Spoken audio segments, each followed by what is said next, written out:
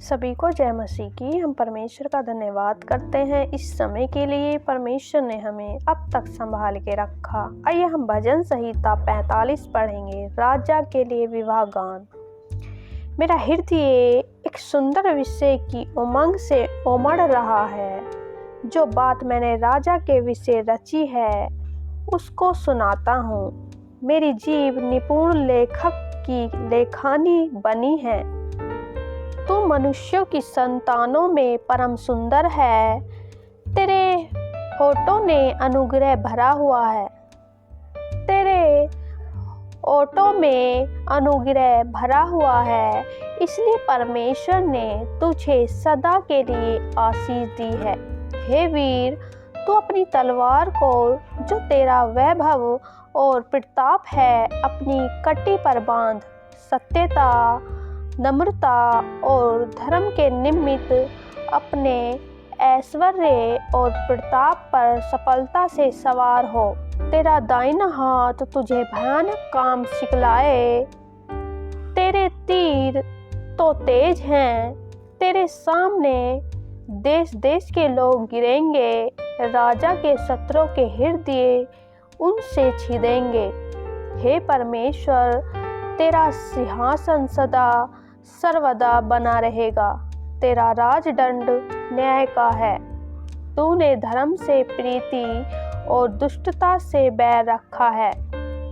इस कारण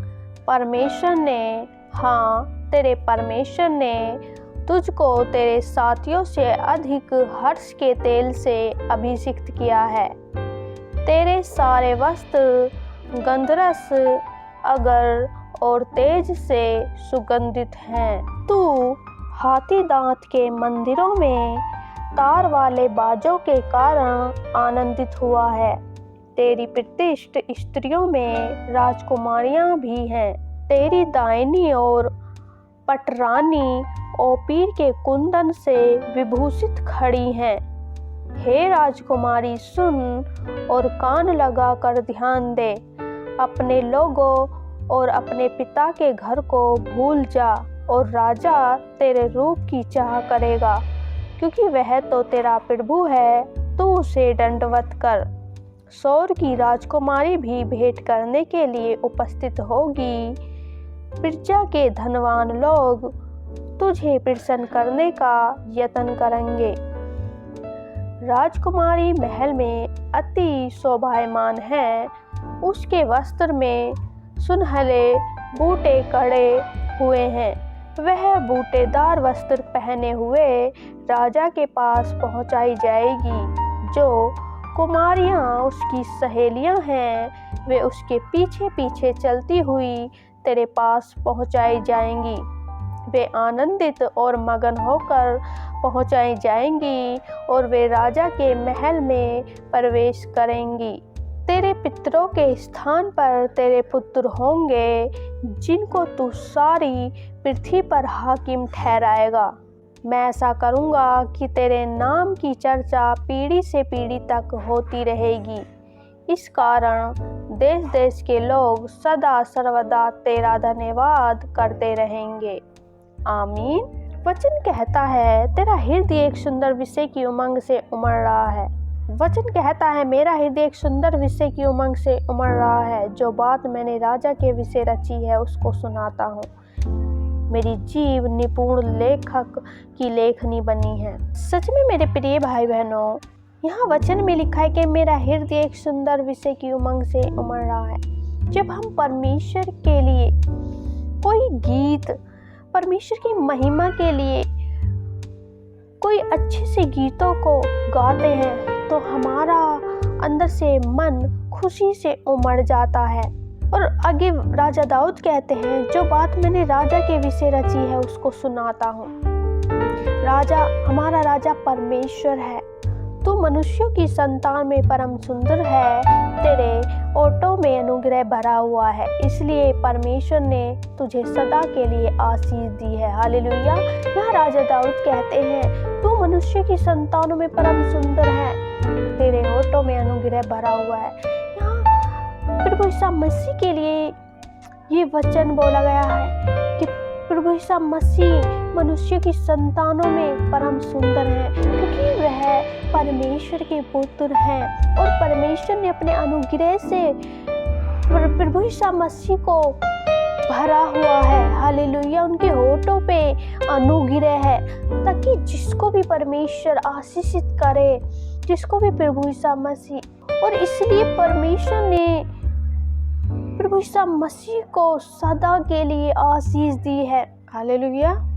हे वीर, तो अपनी तलवार को जो तेरा वैभव और प्रताप है अपनी कटी पर बांधे। सत्यता, नम्रता और धर्म के निमित्त अपने ऐश्वर्य और प्रताप पर सफलता से सवार हो। हे वीर, जो प्रभु यीशु मसीह पर विश्वास करता है, अपनी तलवार को और अपने वैभव को, प्रताप अपनी कटी पर बांधे। जब हम सत्यता पर चलते हैं, नम्रता से चलते हैं और धर्म के निमित्त अपने ऐश्वर्य और प्रताप पर सफलता से सवार होते हैं, तो परमेश्वर का दाहिना हाथ हमें उन भयानक कामों में भी सफलता दिलाता है, हमें उन कामों को सिखलाता है जो हमें जरूरत है। आयत 5 में लिखा है, तेरे तीर तो तेज हैं, तेरे सामने देश देश के लोग गिरेंगे, राजा के शत्रुओं के हृदय उनसे छीदेंगे। जो राजा के शत्रु हैं, परमेश्वर के तीर से उनके हृदय छिद जाएंगे। हालेलुया। आयत 6 में लिखा है, हे परमेश्वर, तेरा सिंहासन सदा सर्वदा बना रहेगा, तेरा राज दंड न्याय का है। सच में परमेश्वर का सिंहासन सदा सर्वदा बना रहेगा, क्योंकि परमेश्वर का राजदंड न्याय का है। परमेश्वर न्याय करने वाला है। परमेश्वर पक्षपात नहीं करता है। हालेलुया। आयत 7 में लिखा है, तूने धर्म से प्रीति और दुष्टता से बैर रखा है। इस कारण तेरे परमेश्वर ने तुझको तेरे साथियों से अधिक हर्ष के तेल से अभिषेक किया है। हालेलुया। क्योंकि जब परमेश्वर के करीब होते हैं, धर्म से प्रीति रखते हैं और दुष्टता से बैर रखते हैं, तो इस कारण परमेश्वर हमारे साथियों से भी अधिक हमें अभिषिक्त करता है। उस तेल से अभिषिक्त करता है जो परमेश्वर का अभिषेक जिसमें है। हालेलुया। तेरे सारे वस्त्र गंधरस, अगर और तेज से सुगंधित हैं।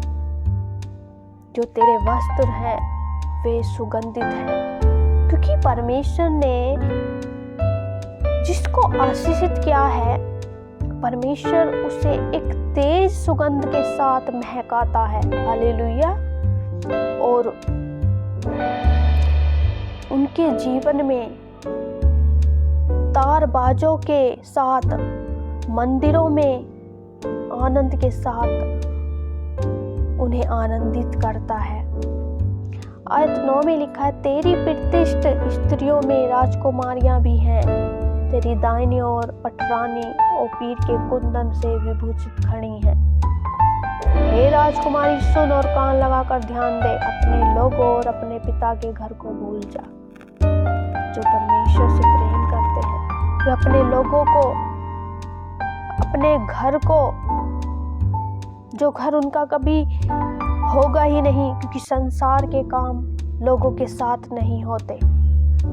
संसार के काम हमारे जीवन में पूरे नहीं होते, क्योंकि परमेश्वर हमारे कामों को पूरा करता है। संसार के अभिलाषाओं को हमें छोड़ना होता है, हमें भूलना होता है, क्योंकि हमारा राजा यहोवा परमेश्वर है और हम उसके राजकुमारी हैं। हालेलुया। और राजा तेरे रूप की चाह करेगा, क्योंकि वह तो तेरा प्रभु है, तो उसे दंडवत कर। परमेश्वर हमारे रूप की चाह करेगा, हमारी कदर करेगा। वह हमारा राजा है, वह हमारा प्रभु है, और हमें अपने परमेश्वर को दंडवत करना है, परमेश्वर की आज्ञा को मानना है। आयत 12 में लिखा है, सौर की राजकुमारी भी भेंट करने के लिए उपस्थित होंगी, फिर जाके धनवान लोग तुझे प्रसन्न करने का यत्न करेंगे। राजकुमारी महल से अति शोभायमान है, उसके वस्त्र में सुनहरे बूटे कढ़े हुए हैं। यह बूटेदार वस्त्र पहने हुए राजा के पास पहुंचाई जाएगी। जो कुमारियां उसकी सहेलियां हैं वे उसके पीछे पीछे होंगी। हालेलुया। आयत 15 में लिखा, वे आनंदित और मगन होकर पहुंचाई जाएंगी और वे राजा के महल में प्रवेश करेंगी। तेरे पितरों के स्थान पर तेरे पुत्र होंगे जिनको तू सारी पृथ्वी पर हाकिम ठहराएगा। मैं ऐसा करूंगा कि तेरे नाम की चर्चा पीढ़ी से पीढ़ी तक होती रहेगी। इस कारण देश देश के लोग सदा सर्वदा तेरा धन्यवाद करेंगे। परमेश्वर हमारे जीवन में ऐसे ऐसे कामों को, ऐसे ऐसे भले कामों को करेगा जिसकी चर्चा पीढ़ी से पीढ़ी तक होती रहेगी और इस कारण देश देश के लोग परमेश्वर को जानेंगे, धन्यवाद करते रहेंगे। तो मैं आशा करती हूँ परमेश्वर के वचन को पढ़े जाने के लिए परमेश्वर आपको बहुत आशीष दे। आमीन।